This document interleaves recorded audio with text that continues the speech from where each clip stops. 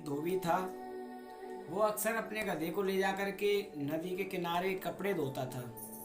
एक दिन उसका क्या हुआ कि अचानक बहुत सारे वहाँ कंकड़ पत्थर रहते थे। तो एक दिन उसका एक चमकीले पत्थर पर पैर पड़ गया। उसने उठा कर देखा ये तो चमकदार कोई कंकड़ बड़ा सुंदर है। उसने कहा ये मेरे किस काम का। उसने लेकर के उसे फेंक दिया। फिर उसके एक मन में विचार आया कि क्यों ना इसमें एक छिद्र भी है, तो उस छिद्र में एक धागा पिरो करके मैं अपने गधे को पहना दूं। उसने उस पत्थर को लिया, उठाया, उसमें एक धागा पिरोया और अपने गधे को पहना दिया। तो गधे ने जब अपने गले में भारी भारी सा देखा तो गधा भी थोड़ा सा प्रसन्न हो गया कि आज मालिक ने मुझे कुछ भेंट किया है। गधा भी खुश हो गया। उधर उसका जब मालिक ने देखा धोबी ने कि मेरा गधा प्रसन्न है, तो वो भी खुश हो गया कि चलो मेरा गधा प्रसन्न हो गया। वो अपने कपड़े धोकर के गधे पर लाद करके बाजार में होके निकल रहा था।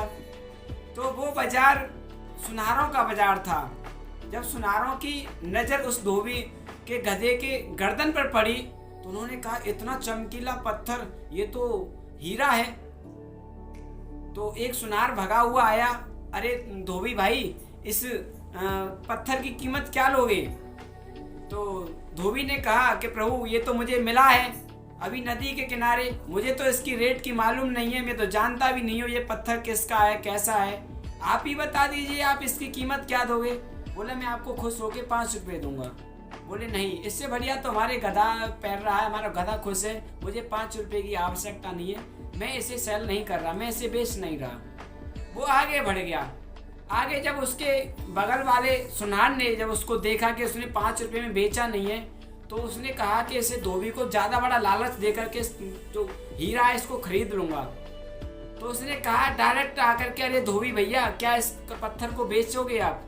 उन्होंने क्या कीमत दोगे? उन्होंने कहा डायरेक्ट 500 रुपये दूंगा। उसने खुश होकर उसे दे दिया कि अगर मेरे से गुम हो गया, खो गया तो मेरे 500 रुपये चले जाएंगे। तो वो धोबी ने उसको 500 रुपये में दे दिया। पीछे जो 5 रुपये लगा रहा था उसने ये दृश्य देख लिया, तो वो भागा भागा आया उस धोबी के पास। बोला अरे भैया आप तो बिल्कुल गधे के गधे ही रहे। कि क्यों भैया, मैं क्यों गधा रहा?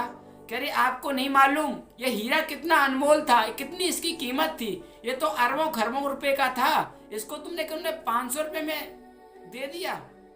तो वो धोबी था, वो मुस्कुराया और अपने गधे से बोला अच्छा ये गधे ये बता कि मैं गधा हूं या ये गधा है? उन्होंने क्या भैया सुनार आप ये बताइए कि चलो मैं तो इस चीज से अनभिज्ञ था, अनजान था, मुझे तो मालूम नहीं थी कि इस पत्थर की कीमत क्या है, लेकिन आप तो इस चीज के बारे में जानते थे कि ये अनमोल हीरा है और ये अरबों खरबों का है, तो आपने केवल उसकी कीमत 500 रुपये ही लगाई। गधे तो आप हैं जो आपने जानबूझ के भी वो हीरा खो दिया। ऐसे ही हमारे जीवन में बहुत सारे अवसर आते हैं जिन्हें हम खो देते हैं। अवसर कैसा? ठाकुर जी ने हमें बार बार अवसर दिया है। अवसर कैसा? हमें माता पिता सेवा करने के लिए अवसर दिया है, लेकिन हम उसे खो देते हैं जवानी के जोश में। हमको अवसर दिया है ठाकुर जी ने, ठाकुर जी के मंदिर में जाने के लिए, दर्शन करने के लिए, लेकिन हम उसे खो देते हैं जवानी के जोश में। हम अपनी जवानी के चक्कर में किसी चीज को देखते नहीं है, किसी चीज को समझते नहीं है। ठाकुर जी के भजन ध्यान के लिए ठाकुर जी बार बार हमको अवसर दे रहे हैं, किसी की सेवा करने के लिए बार बार हमें अवसर दे रहे हैं, लेकिन हम क्या है उस अवसर को उसी सुनार की तरह खोते रहते हैं। जो हमको अनमोल हीरा मिल सकता है इस जन्म से, लेकिन हम उससे क्या है उसकी कीमत कम लगा करके उसे खो रहे हैं। जो हमारा ये जीवन अरबों खरबों से बिक सकता है, लेकिन उसे हम कौड़ियों के भाव बेच रहे हैं, इसे भौतिक सुख सुविधाओं में खत्म कर रहे हैं। ये भौतिक सुख सुविधाओं के लिए जीवन नहीं मिला है।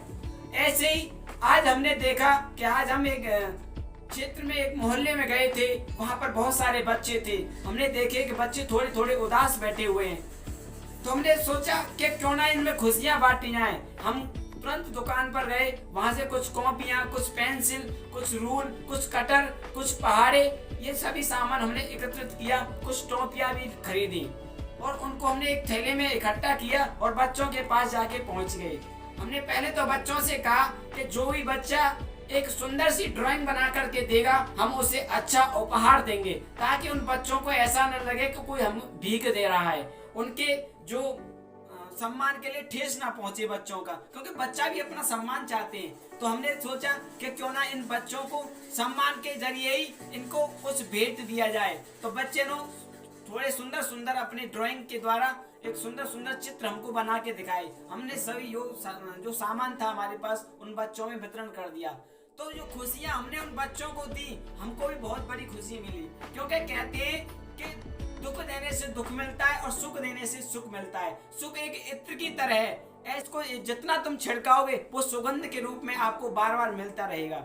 ऐसे ये जीवन है, इस जीवन को आप नरक मत बनाइए, इसे स्वर्ग भी बना सकते हैं। कैसे? हम दूसरों को खुशी दे करके। आप अगर दूसरों को खुशी देंगे तो आपको भी खुशी मिलेगी। यही मेरी आप सभी से विनम्र निवेदन है कि खुशी बांटो, खुशी मिलेगी। जय जय श्री राम।